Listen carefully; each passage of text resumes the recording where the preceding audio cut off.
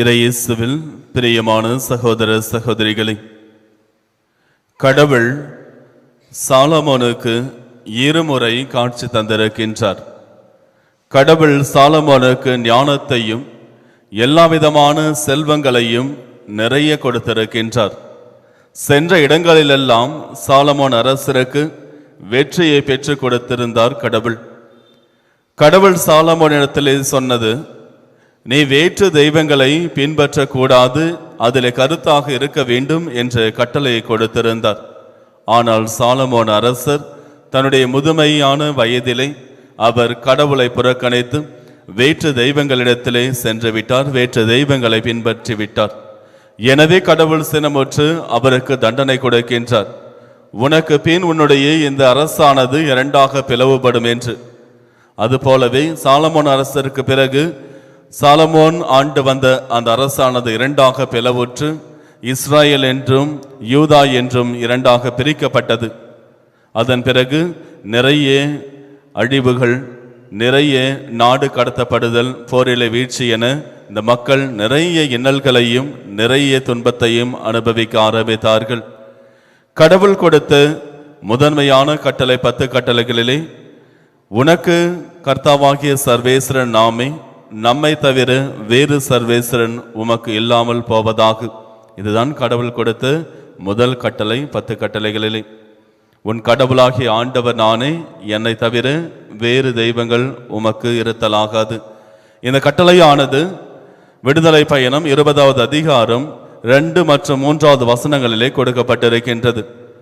உனக்கு கர்த்தாவாகிய சர்வேஸ்வரன் நாமே, என்னை தவிர உமக்கு வேறு தெய்வங்கள் இருத்தல் ஆகாது. இந்த கட்டளையை ஒவ்வொருவரும் ஒவ்வொரு நாளும் கடைபிடிக்க வேண்டும் என்பதுதான் கடவுளுடைய விருப்பம். எனவேதான் கடவுள் 10 கட்டளைகளிலே முதன்மையான கட்டளையாக இதை வைத்து கொடுத்திருக்கின்றார். ஆனால் இந்த கட்டளை யார் யாரெல்லாம் கடைபிடிக்கவில்லையோ அவர்கள் எல்லோருமே வாழ்விலே அழிவை தேடிக்கொண்டார்கள்.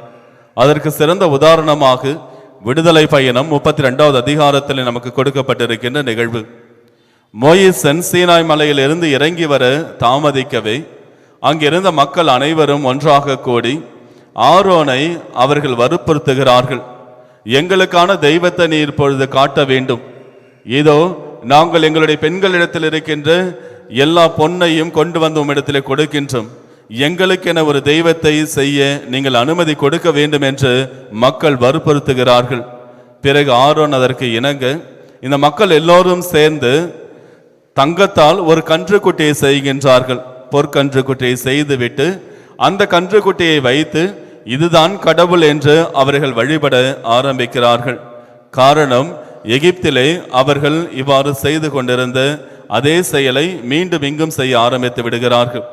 இவ்வாறு பொற்கன்றை செய்து இதுதான் தெய்வம் என்று வழிபட ஆரம்பித்தவுடனேயே அந்த நேரத்திலே மோயிசன் மலையிலிருந்து இறங்கி வருகின்றார். இதை பார்க்கின்றார்.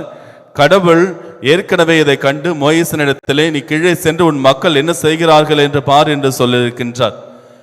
பிறகு கடவுள் இந்த மக்கள் மீது கோபமுற்று கொல்லிவாய் பாம்புகளை அனுப்பி அந்த மக்களை பல பேர் அந்த கொல்லிவாய் பாம்பானது கடிக்கின்றது. பிறகு பல பேர் அங்கு மாண்டு விடுகிறார்கள், இறந்து போய் விடுகிறார்கள். மீண்டும் மோயிசன் அவர்களுடைய பாவங்களுக்காக என்று கடவுளிடத்திலே மன்றாடுகின்றார். பிறகு கடவுள் மோயிசனுக்காக என்று அவருடைய மன்றாட்டை கேட்டு அந்த கொல்லிவாய் பாம்புகளை அங்கிருந்து அகற்றுகின்றார்.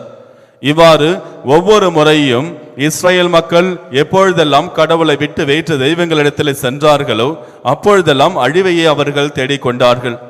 இன்று நமக்கும் கொடுக்கப்பட்டிருக்கின்ற 10 கட்டளைகளில் முதன்மையான கட்டளை அதே கட்டளை தான். நமக்கு இருக்கின்ற கடவுள் ஒருவர், அவரை தவிர வேறு தெய்வங்கள் நமக்கு இருத்தல் ஆகாது. எப்பொழுதெல்லாம் மனிதர்கள், எப்பொழுதெல்லாம் கிறிஸ்தவர்கள் வேற்று தெய்வங்களிடத்தில் செல்லுகின்றார்கள் அவர்கள் அழிவை தேடிக்கொள்கிறார்கள். குறிப்பாக இந்த குறி கேட்க செல்வது, ஜோசியம் பார்ப்பது, மற்ற தெய்வங்களுக்கு படைக்கப்பட்ட படையல்களை உண்ணுவது என எல்லாமே நமக்கு விவிலியத்திலே கொடுக்கப்பட்டிருக்கின்றது. இவைகளை நாம் ஒருபோதும் பின்பற்றக்கூடாது என்று. இருப்பினும் இந்த பில்லி, சூனியம், மாந்திரிகம் என்றும் அதே நேரத்தில் குறி கேட்க செல்வது, எதிர்காலத்தை பற்றி தெரிந்து கொள்ள ஆசைப்படுவது, ஜோசியம் பார்க்க போவது என தீய ஆவிகளின் வழியாக செயல்படுகின்ற ஒவ்வொரு செயலையும் நாம் செய்கின்ற பொழுதெல்லாம், மக்கள் செய்கின்ற பொழுதெல்லாம் இறைவன் கோபப்படுகின்றார், சினமுறுகின்றார். எனவே இறைவன் ஏகப்பட்ட துன்பங்களையும் துயரங்களையும் நோய்வாய்களையும் அனுப்பி வைத்து மனிதனை திருத்த வேண்டும் என்று முயற்சி செய்கின்றார். இந்த முதல் கட்டளை எப்படி கடைபிடிக்க வேண்டும் என்பதை ஆண்டவர் இயேசு கிறிஸ்து சொல்லி இருக்கின்றார். இந்த முதல் கட்டளை கடைபிடிக்க வேண்டும் என்றால் நாம் செய்ய வேண்டியது, உன் முழு இதயத்தோடும் உன் முழு உள்ளத்தோடும் முழு ஆற்றலோடும் உன் கடவுளாகிய ஆண்டவரை அன்பு செய்ய வேண்டும். நாம் இவ்வாறு செய்வதன் மூலமாகத்தான் நமக்கு இருக்கின்றவர் கடவுள் ஒருவரே, அவரை தவிர வேறு தெய்வம் நமக்கு இல்லை என்பதை நம்மால் நிரூபிக்க முடியும்.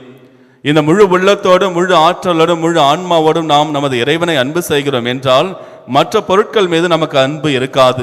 குறிப்பாக நமக்கு இருக்கின்ற பணமாக இருந்தாலும் சரிதான், செல்வங்களாக இருந்தாலும் அல்லது பதவியில் இருந்தாலும் அல்லது இன்னும் ஏராளமான செல்வங்களை நீங்கள் வைத்திருந்தாலும் எதிலும் நாம் முழுமையாக அன்பு செலுத்த மாட்டோம். எப்பொழுதெல்லாம் ஒரு மனிதன் தான் கொண்டிருக்கின்ற பதவியிலே அன்பு செலுத்துகின்றானோ, தான் வைத்திருக்கின்ற செல்வத்திலே அன்பு செலுத்துகின்றானோ, தன்னிடத்தில் இருக்கின்ற மற்ற இந்த உலக நாட்டங்களின் மீது அதிக அளவில் அன்பு செலுத்துகின்ற பொழுது முதல் கட்டளைக்கு எதிராக பாவம் செய்கின்றான். அப்பொழுதும் கடவுளிடமிருந்து தண்டனை பெறுகின்றான். இயேசுவில் பிரியமான சகோதர சகோதரிகளே, நம்முடைய வாழ்விலே நாம் கடவுளை முழுவதுமாக அன்பு செய்கின்ற பொழுது இறைவனுடைய ஆசீர்வாதங்களை பெறுவோம். நாம் கடவுளை முழுவதுமாக அன்பு செய்யாமல் இருக்கின்ற பொழுது நம்முடைய வாழ்வுகளிலே நாம் துன்பங்களையும் துயரங்களும் அடைந்து கொண்டே இருப்போம்.